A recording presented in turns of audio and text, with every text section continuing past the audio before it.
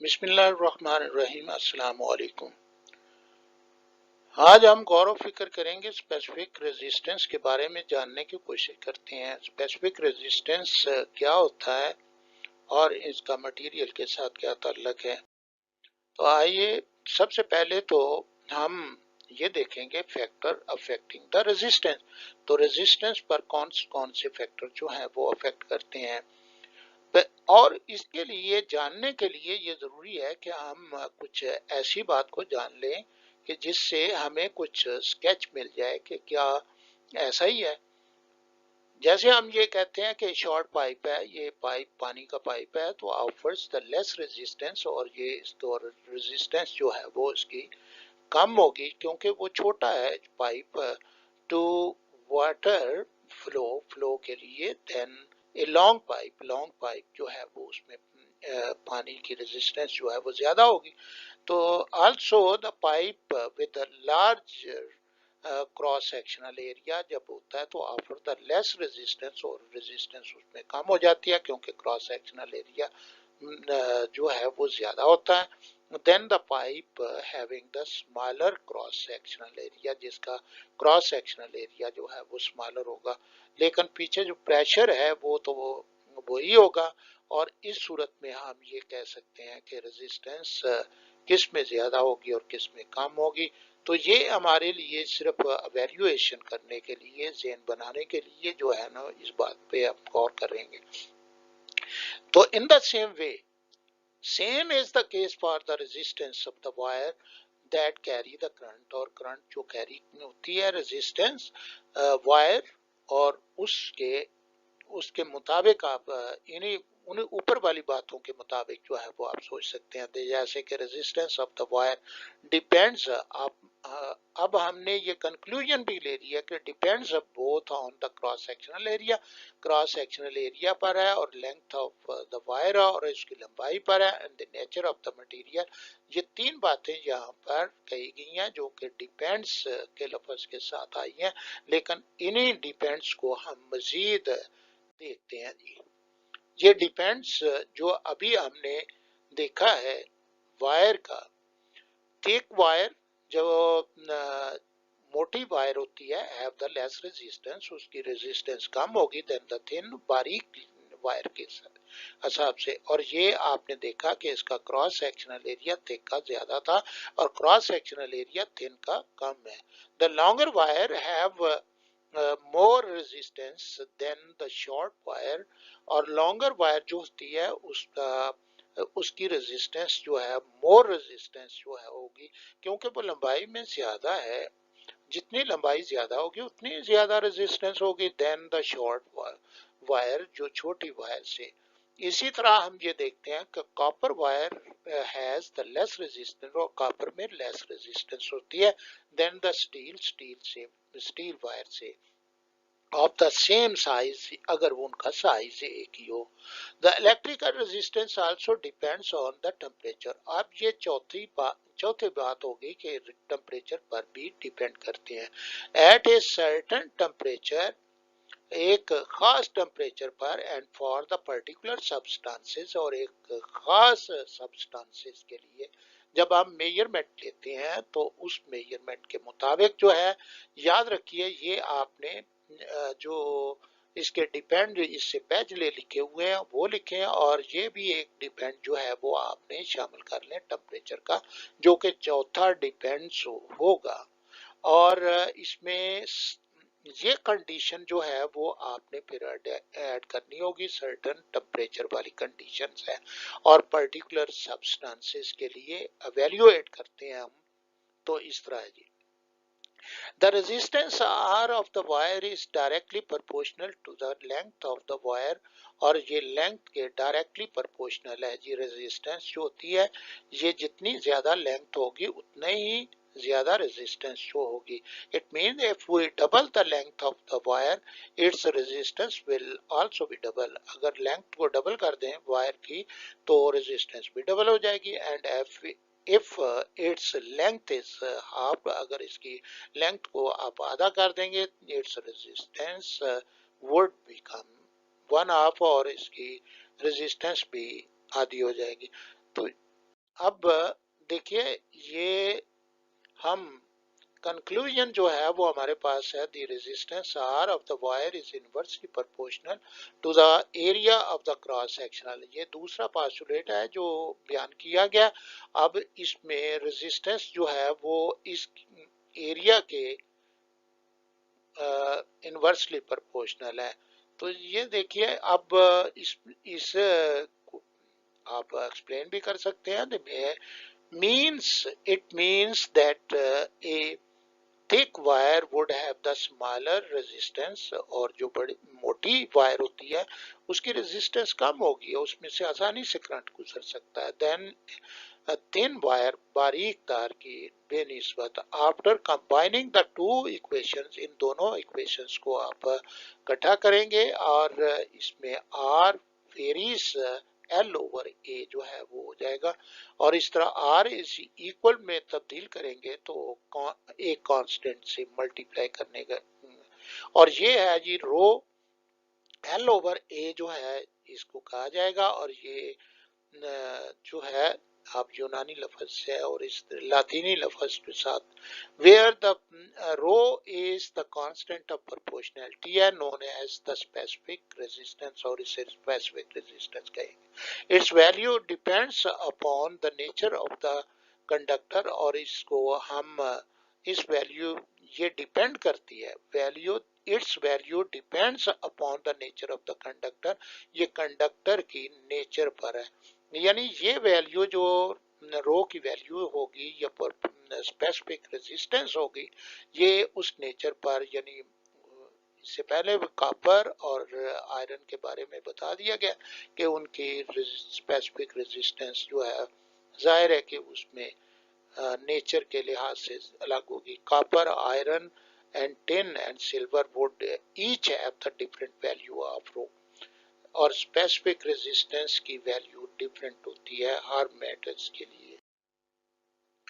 अब हम इस के यूनिट की तरफ आते हैं कि रो का यूनिट क्या होगा। If we put L length is equal to 1 metre and A, यानी एरिया जो है वो 1 मीटर स्क्वायर हो, in R is equal to rho L over A के तहत जो है, then R is equal to rho के बराबर होगी। The resistance of 1 metre cube, अब इसमें मीटर क्यूब का लफ्ज जो है वो इस्तेमाल किया जाएगा, क्यूबिक मीटर नहीं इस्तेमाल किया जाएगा, इसे मीटर क्यूब ही इस्तेमाल करना, इसको बदलना नहीं आपने, क्योंकि इसके मैनी मतलब कुछ और भी है।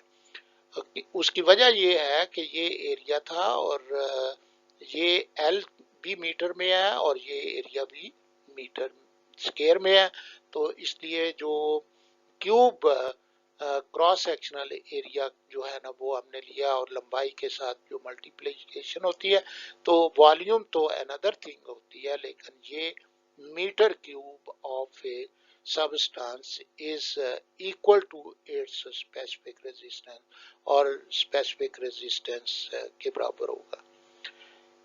The unit of rho is ohm metre, और इसको ओम मीटर में लिया जाता है, यानी ओमेगा के साथ m लिखेंगे, m बाद लिखेंगे, और याद रखें जब ओमेगा से पहले आप m लिख देंगे तो वो मिली ओम होता है, लेकिन ये ओम मीटर बाज औकात जो है MCQ बनाकर m और ओमेगा लिख देते हैं, फिर ये इस तरह भी लेते हैं ओमेगा के बाद m लिख देते हैं, तो आपको ओम मीटर जो है यूनिट ऑफ स्पेसिफिक रेजिस्टेंस का यूनिट जो है वो ढूंढना होता है। तो ये ओमेगा मीटर जो है m बाद में लगेगा तो मीटर है, m पहले लगेगा तो वो मिली ओम है। अब नेक्स्ट हम इस कंडक्टर्स, देखिए जी कंडक्टर और इंसुलेटर के बारे में भी थोड़ा बहुत जानना जरूरी है। Why do we always use the metal wire, हम मेटल वायर क्यों इस्तेमाल करते हैं? For the conduction of electricity, अब इलेक्ट्रिसिटी के गुजारने के लिए यानी कंडक्शन के लिए हम मेटल क्यों इस्तेमाल करते हैं? Because they are the good conductor of the electricity. अब उसकी वजह तो ये है कि गुड कंडक्टर है, and offer less resistance to the flow of the current, और करंट के बहने के लिए रेजिस्टेंस बहुत कम होती, but how can they conduct the electricity with much ease, यानी आसानी के साथ ये कंडक्ट इलेक्ट्रिसिटी क्यों करते हैं, उसकी वजह क्या है, इसमें उनकी रीजन जो है वो आपको देना पड़ती है कि कैसे है। पहले उसने कहा है कि why do we always use, तो क्यों यूज करते हैं जी, ये मेटल क्यों यूज करते हैं, वो मेटल का जवाब दे दिया। अब उसने कहा है कि यहाँ पे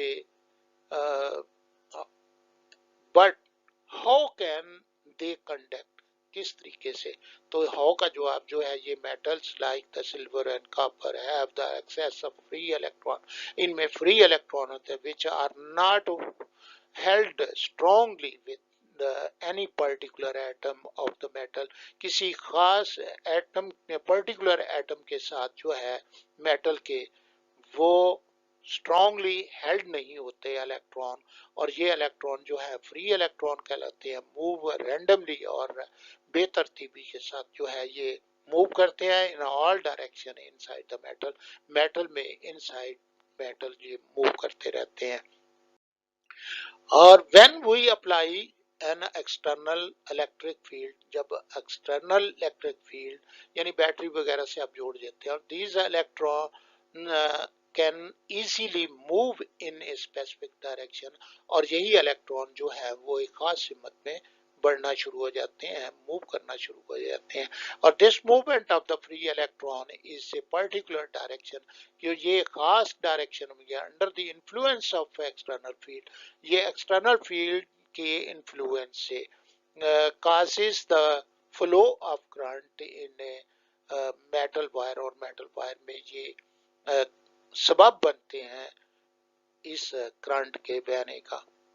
The resistance of the conductor increases, और resistance of conductor जो है वो increase हो जाती है with increase in temperature, जब टेम्परेचर बढ़ता है तो रेजिस्टेंस की तो रेजिस्टेंस कंडक्टर की बढ़ जाती है। This is due to increase in the number of collision, और ये इस वजह से होती है कि क्यों उसकी रेजिस्टेंस जो है वो बढ़ जाती है, इंक्रीज हो जाती है। इंक्रीज करने से टेम्परेचर, तो उस सूरत में ये होता है कि इलेक्ट्रॉन की काइनेटिक एनर्जी बढ़ती है और उनकी मूवमेंट जो है उसमें तेजी आती है, जिसकी वजह से कोलिजन जो एटम्स के साथ टकराने की इस्तात जो है वो बढ़ जाती है, और with themself and with the atoms of the metal जो है वो बढ़ जाएगी, और इस तरीके से उसकी रेजिस्टेंस भी बढ़ जाती है। Now there are insulators, insulator जिनमें से इलेक्ट्रिसिटी जो है बनेगी। All materials contain the electron, electron तो सब में होते हैं जी। The electrons in the insulator, और इंसुलेटर में electron like rubber however are not free to move, यहाँ तक कि वो मूव तो नहीं करते, वो फ्री होते ही नहीं, they are tightly bound inside the atoms. अब उसमें they are tightly bound inside atoms, जो उसके अंदर जो एटम्स होते हैं उनके साथ टाइटली ये बाउंड होते हैं। Hence the current can not flow through an insulator, और इंसुलेटर से करंट जो है ना वो नहीं बह सकता, क्योंकि उनके इलेक्ट्रॉन ही फ्री नहीं होते। because there is no free electron for the flow of the current, और करंट के फ्लो के लिए फ्री इलेक्ट्रॉन मौजूद ही नहीं होते। the insulator have the very large value of resistance, और इंसुलेटर जो है उनके लार्ज वैल्यू ऑफ रेजिस्टेंस होती है बहुत ज्यादा, और insulator can be easily charge by the friction and induced charge remain the static on their surface, तो इंसुलेटर कैन इजीली चार्ज, और इनको चार्ज किया जा सकता है। देखिए ये आपने स्टैटिक में इलेक्ट्रोस्टैटिक के चैप्टर में ये पढ़ चुके हैं कि वहां पर क्या होता है कि फ्रिक्शन के जरिए जब आप किसी एक प्लास्टिक की, हालांकि प्लास्टिक की उसके ऊपर जो है ये इसमें से चार्ज नहीं गुजर सकता, यानी इसमें आप ये कह सकते हैं कि करंट फ्लो नहीं करता। और ये इंसुलेटर है, तो प्लास्टिक जो है जब उसको रगड़ा जाता है तो फर के साथ उसको रगड़ते हैं, तो या बालों से रगड़ते हैं तो उस पर चार्ज आ जाता है। तो ये वो बात बता रहा है कि insulator can be easily charged by the friction and induced charge remain the static on their surface। आप इस पर गौर कर सकते हैं कि ये कहाँ से बात जो है वो उसने की है और इंसुलेटर के बारे में ये बात बता रहा है। Other example of insulator are glass, wood, plastic, fur, silk. तो ये वही चीजें हैं जो आपने इलेक्ट्रोस्टैटिक के चैप्टर में पढ़ चुके हैं। Thank you. अस्सलाम वालेकुम।